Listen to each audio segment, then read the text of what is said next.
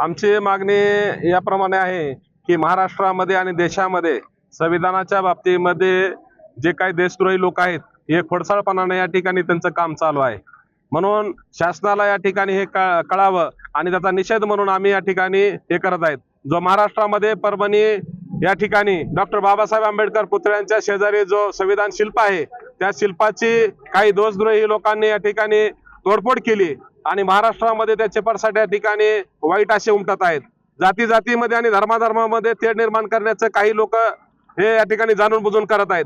म्हणून महाराष्ट्र शासनाला आणि केंद्र सरकारला आम्ही या ठिकाणी सांगत आहोत की अशा प्रकारचे कृत्य करणाऱ्याला देशद्रोहाच्या गुन्ह्याखाली तात्काळ अटक करावी आणि जेणेकरून या ठिकाणी ह्या गोष्टी घडत आहेत ते बंद करण्यात याव्या। त्याचबरोबर ज्या लोकशाहीच्या मार्गाने आंबेडकरी जनता परभणीमध्ये आंदोलन करत होते त्या आंदोलन करणाऱ्या कार्यकर्त्यांना कोम्बिंग ऑपरेशनच्या माध्यमातून पोलीस प्रशासन व शासन या ठिकाणी त्यांना अटक करत आहे आणि दहशतीचं वातावरण निर्माण करत आहे। त्या वातावरणामुळे महाराष्ट्रामधलं वातावरण आंबेडकरी जनतेमध्ये एक रोष निर्माण झाला असल्यामुळे ते आपण तात्काळ या ठिकाणी थांबवण्यात यावं अशी आमची या ठिकाणी मागणी आहे। हे आम्ही या कळंबच्या व्यापाऱ्यांना सर्वांना विनंती करून या ठिकाणी बंद केला आणि व्यापाऱ्याने सुद्धा आम्हाला त्याच पद्धतीने सहकार्य केलं आणि सांगितलं की जो संविधानाला कोणी हात घालण्याचा प्रयत्न करेल त्याच्या सोबत आम्ही या ठिकाणी त्याचा निषेध करण्यासाठी सोबत आहोत असं या ठिकाणी आम्हाला सर्व व्यापाऱ्यांनी बंद करून सांगितलेलं आहे।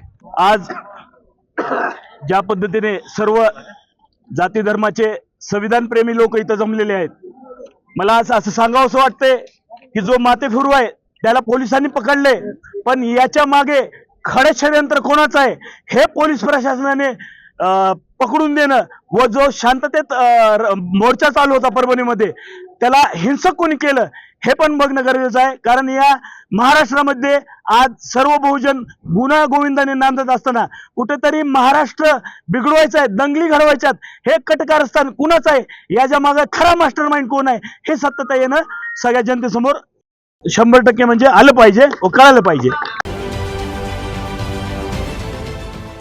देश विदेशातील प्रत्येक घडामोडींचे लाईव्ह अपडेट मिळवण्यासाठी आता साम टीव्हीच्या सर्व सोशल मीडिया प्लॅटफॉर्मला लाईक, फॉलो आणि सबस्क्राईब करा। तसंच सर्व नोटिफिकेशनसाठी बेल आयकॉन प्रेस करायला विसरू नका।